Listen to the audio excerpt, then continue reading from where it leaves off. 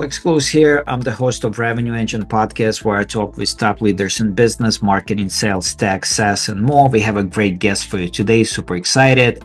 This episode is brought to you by TM Monroe Digital. At TM Monroe, we build world-class revenue engines for B2B SaaS and tech companies. We have a great guest for you today. Super excited. Hey, Matt, nice to have you here. Hey, thank you so much, Alex. I'm excited to be on. Can you do a brief intro of who you are and what you do? Sure. My name's Matt Lyman. I am the VP of Marketing at Flosum. Flosum is an enterprise platform for Salesforce DevOps, really allowing our users to really build data protection and governance into what they're already developing in their Salesforce platforms.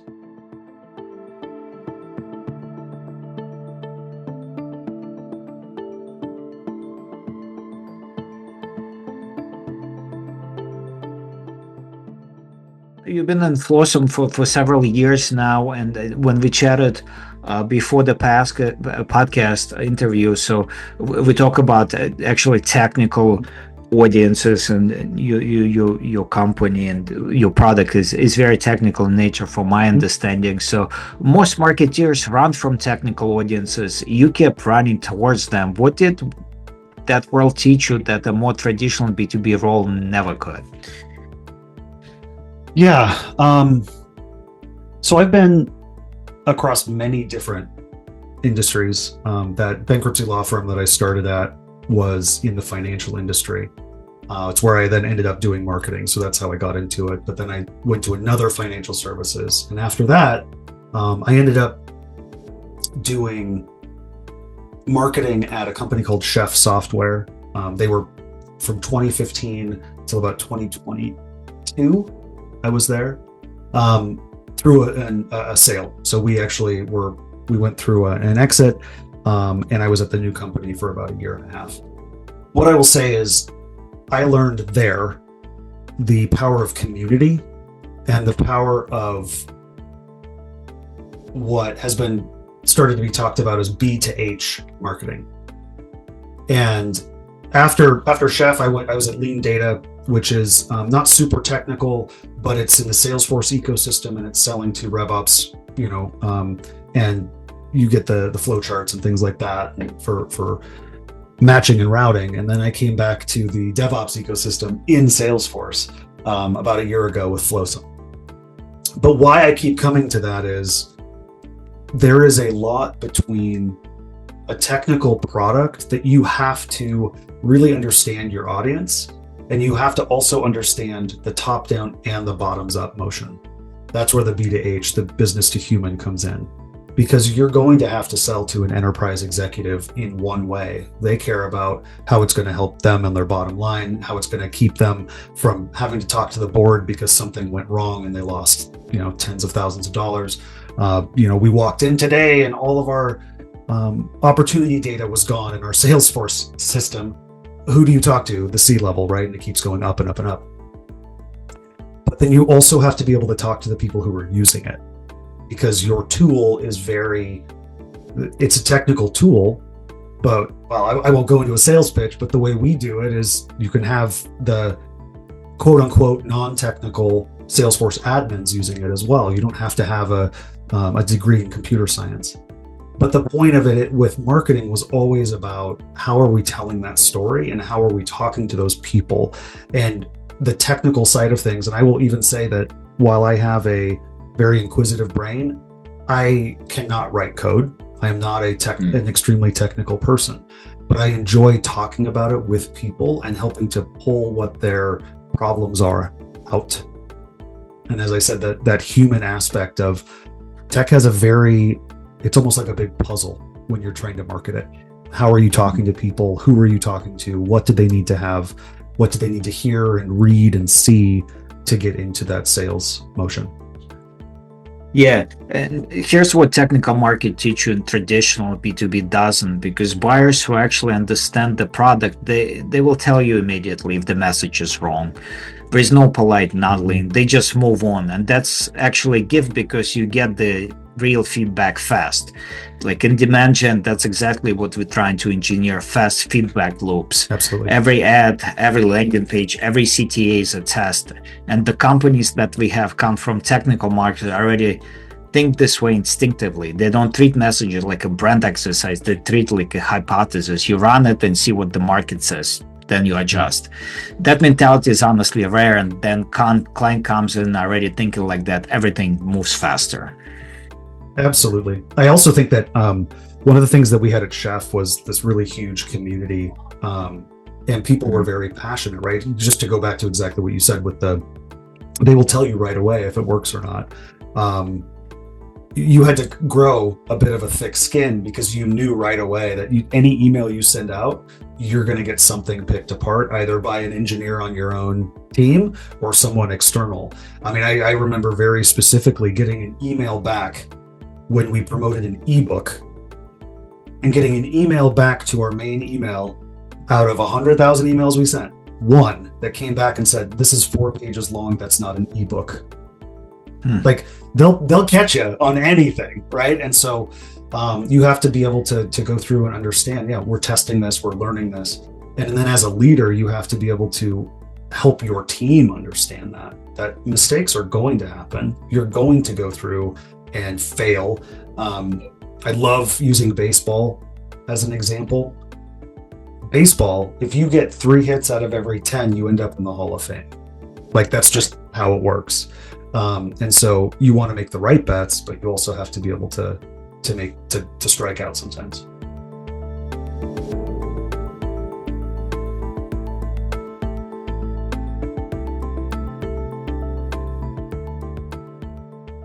Another thing you brought up are events, the booth question, guerrilla marketing, big swings. How do you actually make that call when the pressure is on to show up everywhere? It's hard. So there's 2 different motions. There's 2 different where you come into a company and they say, here's your budget. And then you sit down and you work with your team and you work with the subject matter experts, the stakeholders, all that to say, which ones do we have to be at?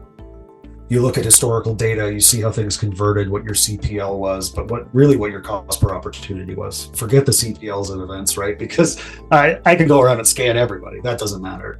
It's the opportunities that come out of it. So that's one piece.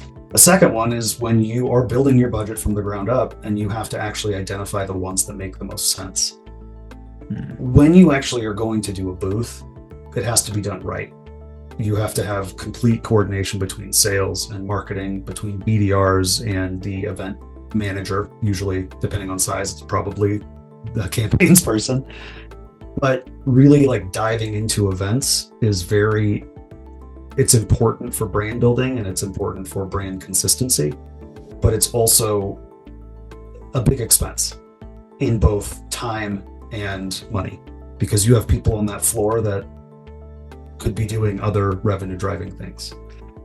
Guerrilla marketing on that side is interesting because it really depends on how you're going to do it, what you're going to do, and where you're going to, like, who your audience is.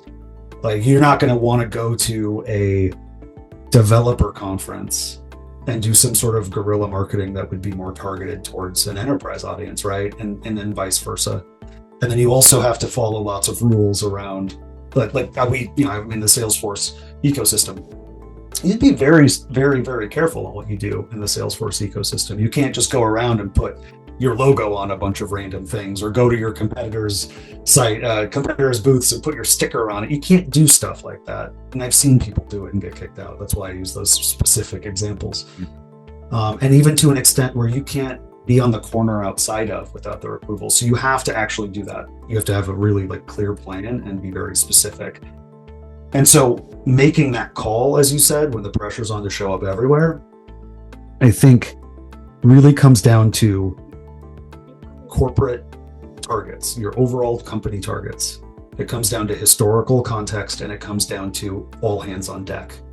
My CEO right now is great because he understands that marketing needs to happen, and he knows that we have to go to these events. But he also understands that, he actually said it this way, and I thought it was great. He said, a booth is a booth.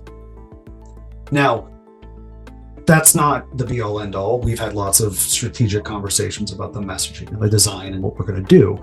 But what he means by that is we also have to drive people to that booth, and it's not all on the marketing team. It's on the sales team to drive people to come by and talk to us. It's on the customer success team. It's on BDRs, all the people.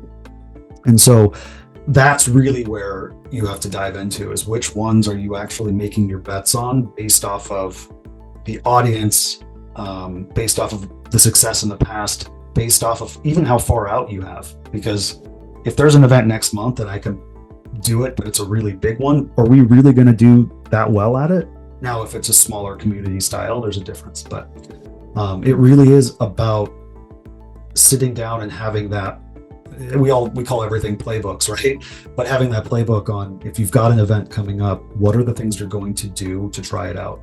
We actually had, we've been to a couple events already this year, and we had a retrospective this morning on the last two, really diving into it. I think that's also very important, is what worked and what didn't. What are we going to try?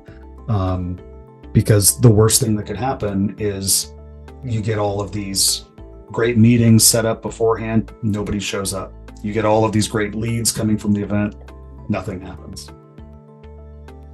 So and coordination. Yeah, coordination, and you touched on so many important things, but the pressure to show up everywhere in general for marketing is one of this everlasting and always being there, the FOMO, so say, and nobody wants to be the person who skipped the conference with their 3 of your best practices were in the room. The fear is real, but it's also how budget and time get spread so thin that nothing works well enough to learn from it. We kind of seen the same thing in paid media, companies running on 8 different channels because they're scared to miss something or to appear somewhere. And at the end of the quarter, they can't tell you which channel actually move the pipeline, because when you spread too wide, you lose the signal. You can optimize where you can isolate. So the way I think about the events is the same way I think about channel selection. Start with who's actually going to be in the room, not the rough category, the specific profile. Are this your actual buyer or the people adjacent to the decision? That one question, among others you mentioned already, Matt, that changes everything. Absolutely. That actually just reminds me too, like we were just speaking with our EMEA sales team. And when they look at me and they say, hey, I think we really need to be at this event in a couple of months, they go into it and they'll dive in and say, these are the 10 accounts that I have that will be there. I know that they will be there. And some of that's based off of location and level. So I'm gonna keep sticking to the Salesforce ecosystem, but Dreamforce, you know that everybody's going to be at that thing. You don't know if it's going to be the right people, but you know every company is going to be there. That's just the way that it is. But when you get into the Salesforce World Tour events or some of their Dream-In events, the community ones, it is heavily based on location. So World Tour New York, for example, it's in New York. It's one day. You are going to have some people that travel in, but for the most part, it's going to be people in the area. And you have to be able to say, look, do we have these accounts in this area? Do we know that that's the headquarters, the people that we know, or the buying group in our what we're looking for? Are they going to be in that area and we can push them to something? And so I think that's another really big piece of that, is it's not just the ones that we think we need to be at, but is it the ones that will have the right concentration of who we want to talk to?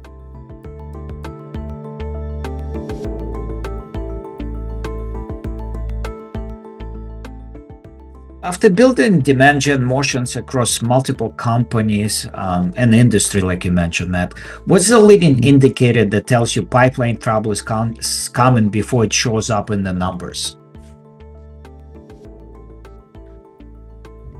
That is a really good, really difficult, and really,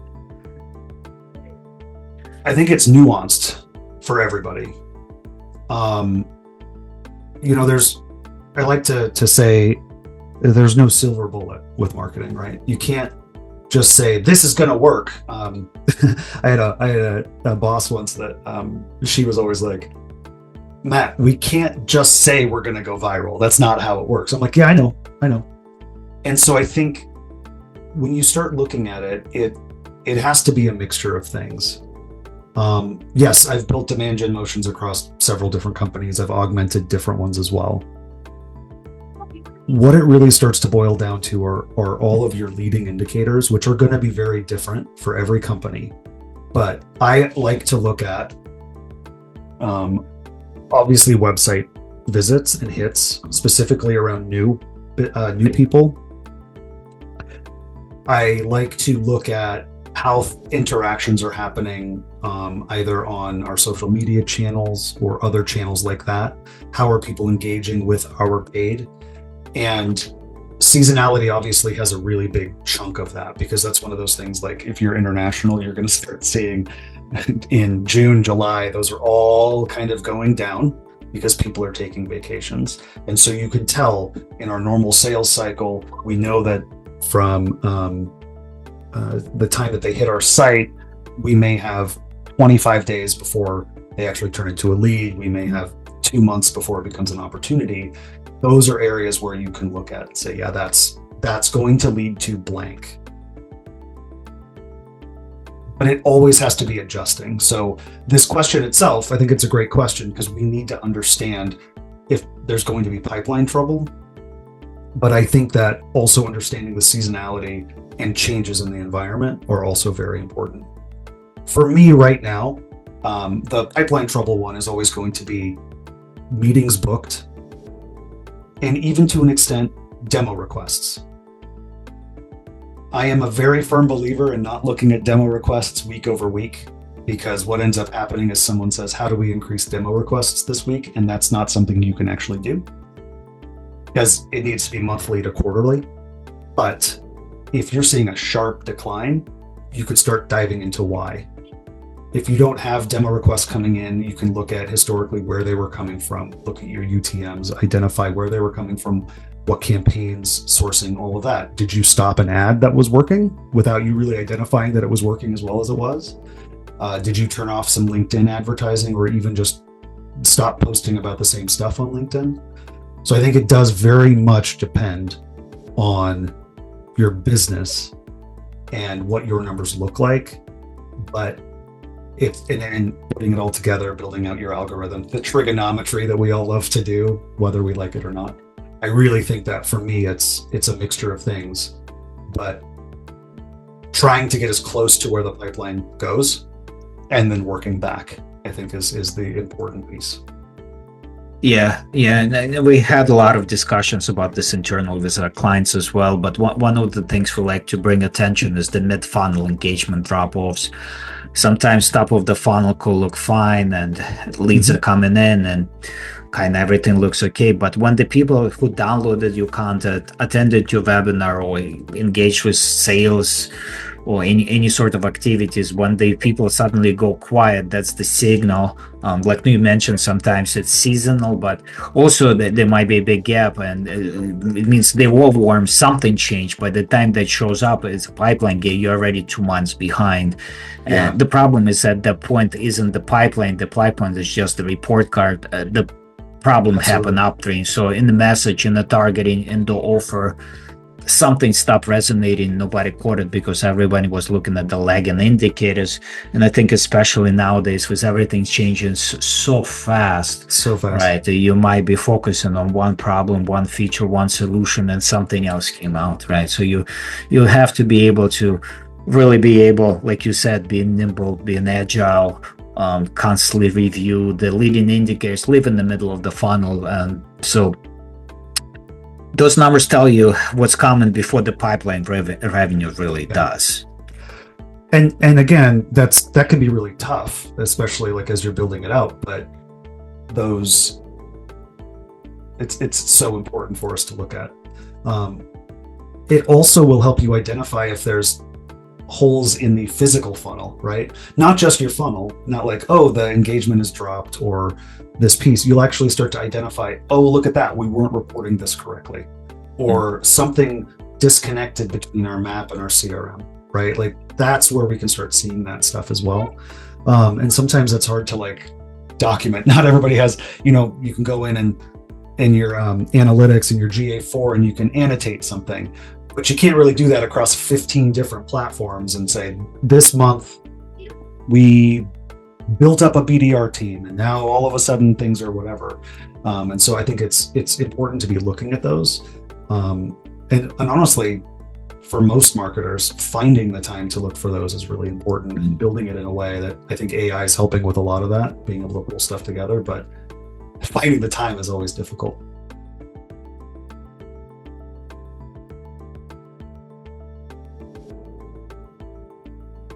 One thing I've been thinking about a lot is the lead quality conversation. So because it comes up over and over and over again, almost weekly we have either internal again or the conversation with our client, and the patterns is pretty consistent. Volume might look okay on paper, but sales is frustrated. Pipeline has accounts in it that never going to close, and there's usually a lot of finger pointing between marketing and sales. But when you actually dig into root cause, it almost always traces back to the paid setup. Audience is too broad, messaging is trying to speak to everyone, the conversion path is optimized for form fills rather than actual intent, and the fix is usually not more spent, it's more precision. Tighter audience, messaging that speaks to specific roles and to specific paths, and simpler path to conversion. When those things come together, the quality of what comes through changes pretty significantly. You mentioned before that getting the right lead to the right person at the right time with the right context is really the whole game. In your experience across the companies you have been, where does paid media often break down in that chain? I think there's multiple different areas that it can. And where I have seen it the most is the context portion. Now let's actually, I want to take it a step back a little bit with paid media around, you should have an internal strategy of what that paid media is trying to do. And you should have it broken out. One of them is, like, we'll just use the two primary pillars. One is going to be the demand gen / lead gen / demand capture, however you want to call it. And the other one is brand awareness. And you have to have that defined and have your goals specifically set up for each of those. Your brand awareness is not going to be how many leads came in, right? However, it could be. I know I just completely contradict myself, but it could be, because it could be we need to get this brand new piece of content out that really tells who we are and what we do to the world. And you start targeting areas and people, and you use things like Google to really get the Google ads, Bing ads, all that, to really get your information out there. Where paid breaks down is when you're trying to get into the actual demand generation portion of it, and you don't have the right context for who you're talking to. That's where you get a lot of the conversation around ABX, ABM, but across the board. You get a lot of that conversation because if you know those accounts and who you're talking to, you have to have the right context for them in those ads. And then it needs to go to a landing page that has the right context from that ad for them. You see a lot of breakdown from an ad strategy that just sends to the same demo request page, right? You'll have, maybe you're talking about widget A over here, and it goes to a demo request page that doesn't talk about widget A anymore, and people go, wait, I thought I was doing that. You're going to lose some people there. You also have the strategy breakdown where, as we talked about earlier around the executive leaders versus the actual practitioners of your tool, if I'm doing the messaging around, you're going to save a ton of money, but it's hitting the practitioners, they don't care, right? And if I'm doing, you're going to save a ton of time, the leaders may not care about that. And so it's really identifying those areas. And so having the right strategy and structure and build out of that is really important. And it is ever changing, right? Because it's going to be based off of your campaigns. It's going to be based off of changes in all of the algorithms. It's going to be based off of just kind of everything in that. And so keeping an eye on that, having those meetings, we have this conversation, and I kind of, in my head right now, I have somebody from my team's going to listen to this and be like, but are we doing that? And I'm like, yes, we are. We're constantly doing that, right? Everyone's constantly doing that. But because it changes so fast, you have to be paying attention to the context that you're giving people. If it's tying into your campaign, and then it goes back to the how we pinpoint what's working, if we're seeing drops and stuff, right? And then go back to the brand awareness piece. So very specifically at Flosum, back in October after Dreamforce, we we made some big changes to how we were doing our advertising, and we 10x'd our leads in a month. We also, I want to make sure I get the number right. We 100x'd our impressions in a month. And that's it went from a pretty okay number to a really big number by 100xing it. Great, wonderful. We have seen content, which I do believe in ungating content, but there's areas where I want to gate it, especially if I'm paying for it. We have seen really good content download views and all that stuff. We've seen people going through this entire cycle of looking at different things and all of that. But once we started doing that, the emails became personal emails. Not so much on the business. And that happens a lot on the tech side, especially in the developer community, right? And so now you have to update your process and your plan and your strategy of, okay, great. We just got this month 900 new people downloaded a thing. Great, wonderful. They just downloaded this thing with Gmail addresses. What are we doing with them?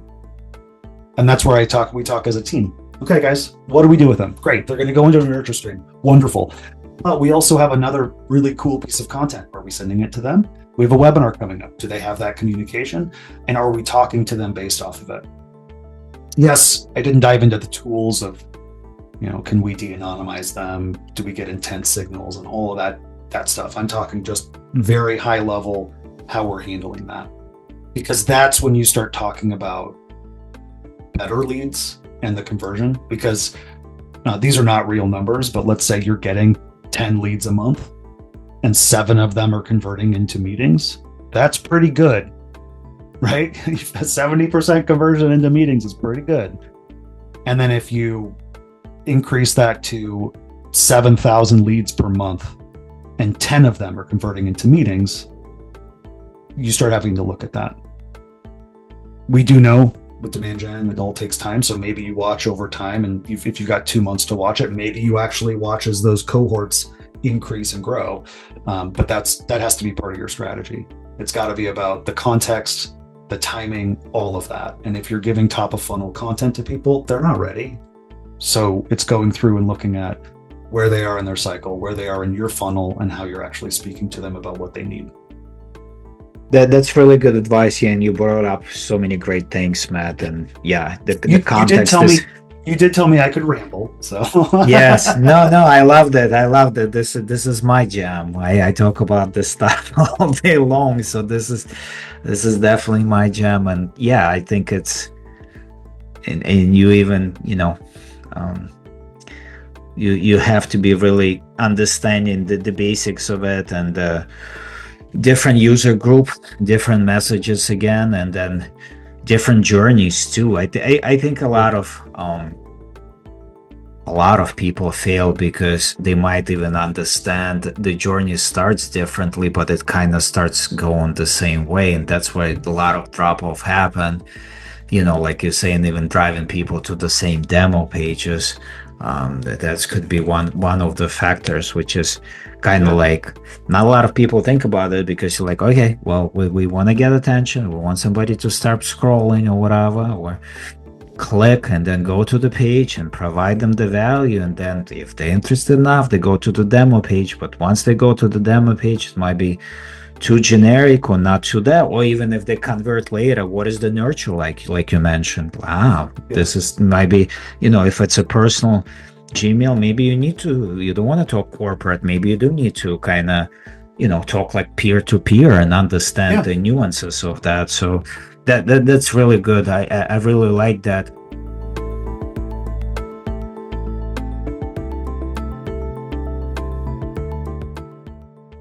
If you had to bet on one growth lever in 2026, what is it? I think it's people. And I don't mean hiring. That is right for some. But I mean it's people.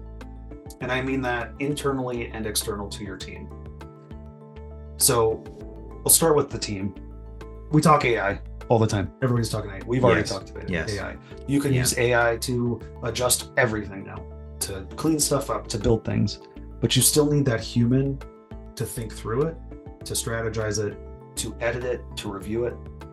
you still need a person to go in and say, this is a good idea. Yeah. And then externally, I've already mentioned communities and people before on this, but I think that building community is something that people want, especially, I know there's a lot of companies asking for return to office, but there's still so many remote companies that communities are still big. We've seen growth from those in several different areas. So when I say community, though, I mean big C and small c community, where you can go out and build really good relationships with some of your partners that have nothing to do with the partner marketing team. Go out and have conversations and be like, or not, I don't even mean partner marketing team, but the partner team. You don't have to have contracts in place. You can go meet some people and say, hey, look, we're in the same space. We don't compete. We're all friends. Let's do some webinars. Let's do some podcasts. Let's have a conversation and really help each other out.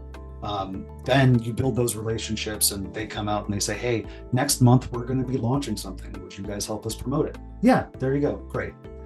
And I also think that communities around, and again, developer communities are always important because people need help, right? Reddit is popular for a reason because people can go and get help, right? Yes, and they can be a little bit snarky if they want to, right? That's the, but community is huge. And I think that that's one of those areas that it may feel almost redundant now because I think it's been growing for several years that people want those. And if you can really like tie into, it's almost like you're humanizing a company.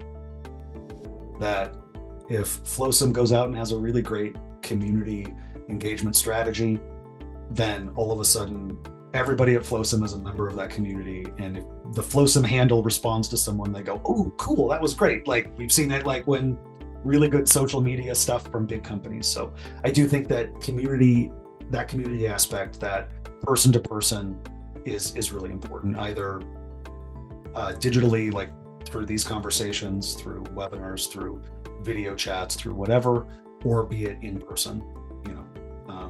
One of my favorite things ever is being on the floor at a conference with one of our solutions engineers and having somebody come by and go, oh my gosh, is that Keith? That just happened. A guy, one of our team, they're like, oh my gosh, I've seen your post. I think that I love that for them. And I love that for the person who came up to it.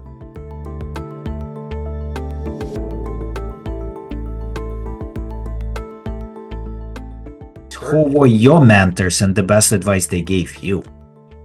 I have had some really amazing marketing leaders that I will call my mentors over the years.